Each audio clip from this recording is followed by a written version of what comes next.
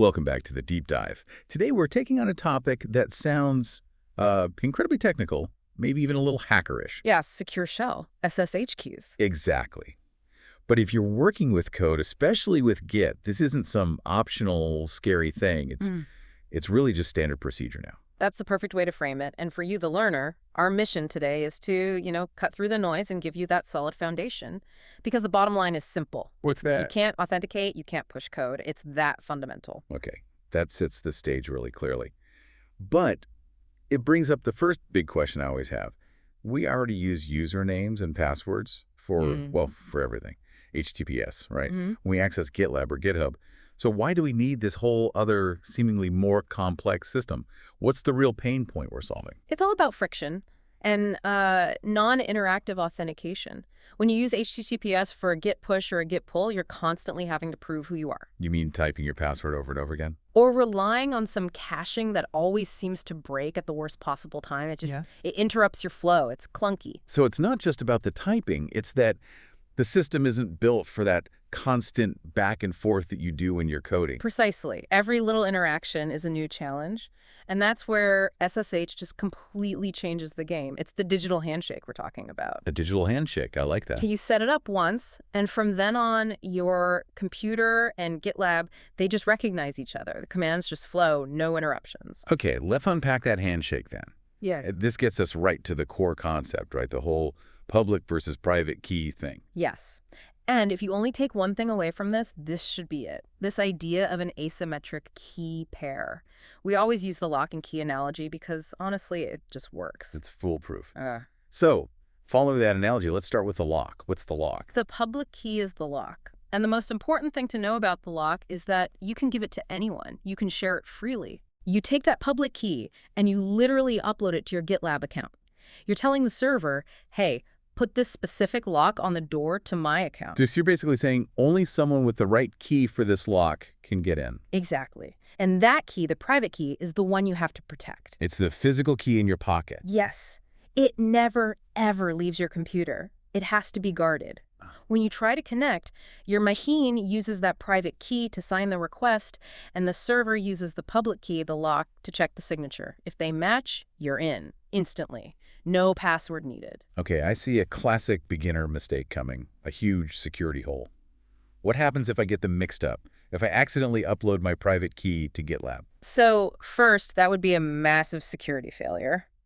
But thankfully, the system is designed to stop you. Oh, it don't even let you. It'll just reject it. The formats are different. The server's expecting a public key. And what you're giving it just doesn't look right. So it fails safely. But it all comes back to that simple rule. Public is for the server. Private is secret. That's the memory hook. If you remember that, you can't go wrong. Love it. Okay, that makes perfect sense. So let's get practical. How do we actually generate these two files on our computer? What's the command?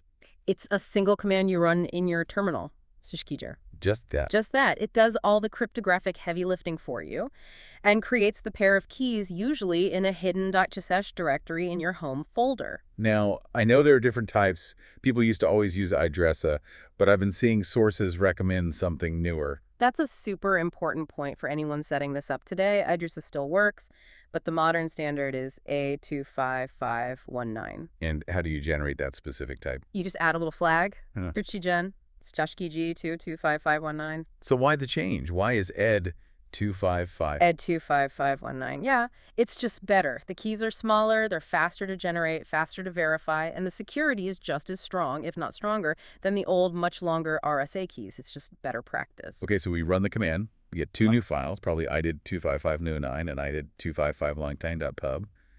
How do I know which one is the secret I have to guard? It's the file extension. The one with .pub at the end is the public key. That's the one you can share. So the file without an extension is the private one. Correct.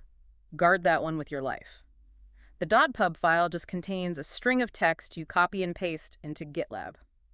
Now, when you run ssh-keygen, it also asks you for a passphrase. And I know a lot of people just hit enter and skip this. Is that a bad idea? It's a very bad idea. That passphrase is what protects the key file itself. Think about it. If someone gets a copy of your private key file, but you've protected it with a strong passphrase, it's still useless to them. It's a critical layer of security. Right. So we've copied the text from the .pub file. We've pasted it into our GitLab preferences. But there's one more step that trips up literally everyone. File permissions. Ah, yes. The classic permissions are too open error. Exactly. What is that all about? It's your own computer protecting you from yourself. The SSH program will refuse to use a private key if the file permissions allow anyone other than you to read it. So you have to lock it down. You have to. You run a command, chmod 400, on the private key file that basically says only the owner you can read it, no one else. If you don't do that, the system assumes your key is compromised and won't use it. That's a fantastic troubleshooting tip right there. The system is forcing you to be secure. Exactly. So before we move on, the sources mentioned another neat security feature in GitLab, key expiration. Why is that such a smart idea? It's proactive security. Think about a large team. People come and go. Laptops get lost. If a key is set to expire in, say, 90 days, access is automatically revoked, even if someone forgets to manually remove it. It just shrinks the window of opportunity for a lost key to be misused. It turns key management from this reactive chore into an automated, secure process. It's a huge win. Okay, let's add the next layer of complexity, the SSH agent. Because if I follow the best practice and use a strong passphrase on my key, now I'm back to typing something every time I do a git command. We're back to the original friction problem. Right. You've solved one problem and created another. That is exactly what the SSH agent is for. It's a little background process that's always running on your computer. So what does it do?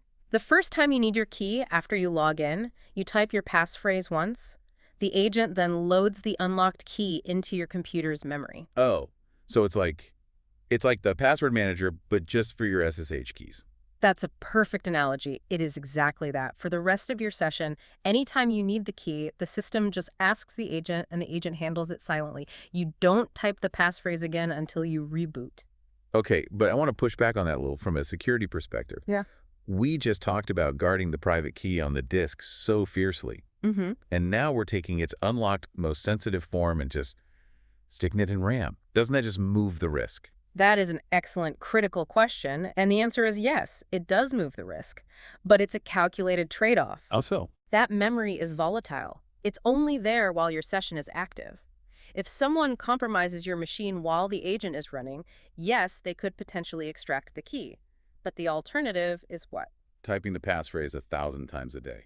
Or worse, people just won't use a passphrase at all to avoid the hassle, leaving the key totally unprotected on the disk forever. So we accept a temporary session-based risk in memory in exchange for having much stronger protection for the key when it's just sitting on the hard drive. Exactly. It's a smart compromise between security and usability. Got it. Okay, let's pivot to where this gets really powerful. CI/CD, continuous integration pipelines. We have these runners, these automated robots executing jobs. Why on earth would a robot need an SSH key? This is often the final piece of the puzzle for someone moving into a DevOps role. The runner is just a dumb server. It's not you. If a job needs to, say, pull code from 3 other private repositories to build your application. Yeah, so it needs to access things outside of its own project. Exactly. Or maybe the final step is to deploy the code to a secure server that only allows SSH connections. The runner has to prove it has permission to do that. It needs credentials. So how do you give a temporary CI/CD job a private key without just pasting the secret into a file that anyone can see? That sounds like a terrible idea. It is a terrible idea. The right way is to use secure variables. In GitLab, for instance, you store the private key as a CI/CD variable, and this is critical. You have to set it as a file type variable. A file type variable. Why is that specific part so important? Because the SSH client program needs a path to a key file. It doesn't just take a string of text. So when you use the file type, the runner writes the secret key to a temporary file for the job and then just tells your script where that file is. So the key isn't just floating around as a normal variable that could leak into the logs. It exists as a file just for that job, and then it's gone. Precisely. But even then, you're not done. There are 2 security settings you must enable on that variable. This is non-negotiable. Okay, what are they? It must be masked and protected. Masked and protected. What does masked do? Masking tells the system to watch the job logs. If that secret key value ever accidentally gets printed out, the system will automatically replace it with asterisks. It prevents a leak. And protected. That limits when the key can be used. It ensures the variable is only available to jobs running on specific secure branches, like your main or release branches, so someone can't just run a random pipeline on a feature branch and steal your deployment key. Wow. So it shows that security isn't just about the tech, it's about the process.